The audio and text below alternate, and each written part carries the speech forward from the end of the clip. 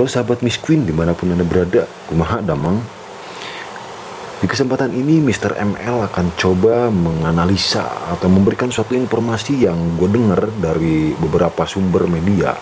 Kalau tanggal 14 Desember nanti akan ada gerhana matahari total. Seperti apakah itu? Pertama-tama gue akan coba menjelaskan tentang gerhana matahari biar kalian pada tahu ya, biar nggak melangap-longo gitu pas nanti ngelihat tanggal 14 nanti. Gerhana matahari. Dari Wikipedia Bahasa Indonesia, ensiklopedia bebas, gerhana matahari terjadi ketika posisi bulan terletak di antara bumi dan matahari, sehingga terlihat menutup sebagian atau seluruh cahaya matahari di langit bumi.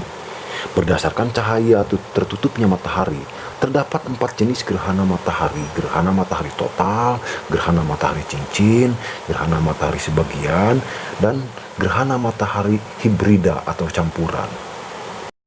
Walaupun bulan berukuran sekitar 400 kali lebih kecil daripada matahari, bulan terletak sekitar 400 kali lebih dekat ke bumi, sehingga kedua benda langit ini tampak hampir sama besar di langit bumi.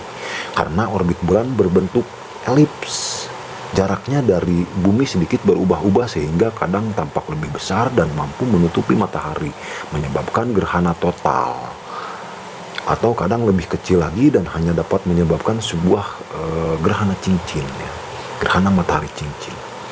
Gerhana matahari tidak terjadi di setiap fase baru ya, karena orbit bulan itu memiliki kemiringan sekitar 5 derajat terhadap bidang ekliptika atau bidang orbit bumi mengelilingi matahari, sehingga si posisi bulan itu sering kali tidak satu bidang dengan bumi dan matahari. Gerhana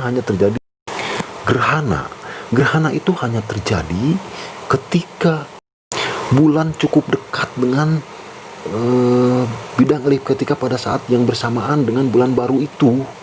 Kedua peristiwa ini terjadi dengan jadwal yang berbeda.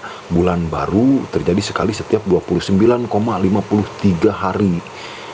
Bulan ikhtiar atau sinodis, sedangkan bulan melintas eksodia 2 kali lipat setiap 27,21 hari ya.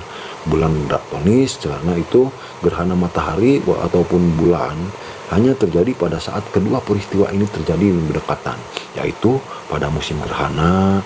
Secara matematis setiap tahunnya terjadi minimal 2 musim gerhana ya, dengan total 2 hingga 5 gerhana matahari. Dan gerhana matahari total itu terjadi maksimal cuma 2 kali doang dalam setahun. Gerhana matahari total lebih langka karena posisi bulan itu harus lebih tepat berada di tengah-tengah garis antara matahari dan pengamat yang di bumi ini gitu. Dan posisi bulan harus cukup dekat sehingga tampak cukup besar gitu, dan tidak terjadi peristiwa gerhana matahari total biasanya hanya terlihat di sebuah jalur kecil di permukaan bumi. Di luar jalur tersebut pada saat yang sama hanya terlihat gerhana sebagian aja di dalam istilahnya kayak pas kejadian bulan kemarin tuh 30 November di dalam gerhana bulan penumbra gitu.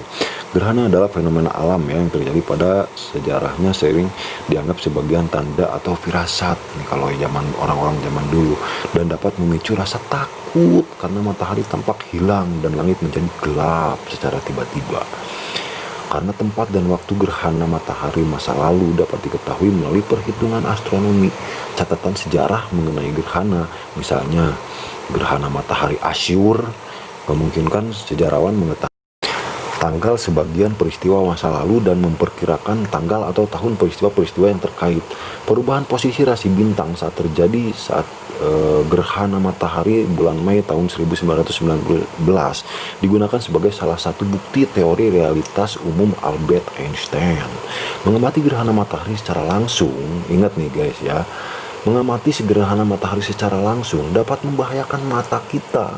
Karena di luar fase gerhana total, radiasi dari matahari akan langsung memancar ke retina mata kita dan bisa mengakibatkan kerusakan permanen.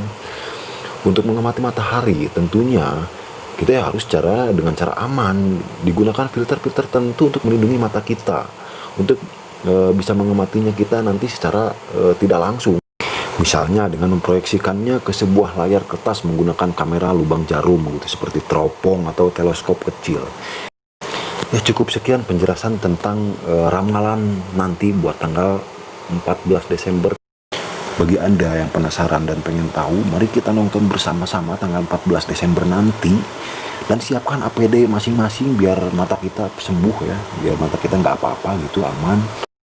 Cukup sekian dan salam sahabat Mishwin.